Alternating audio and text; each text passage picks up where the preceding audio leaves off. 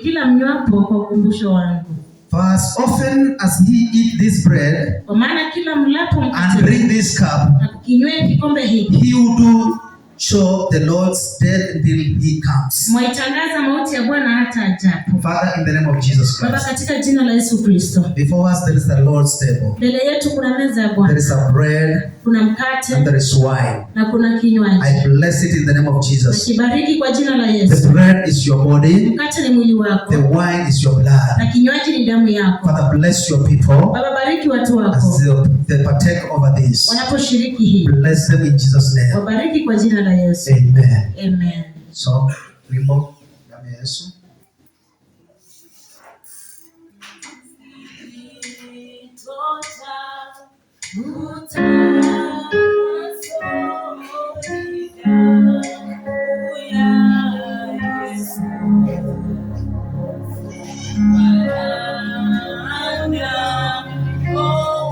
We just take a break.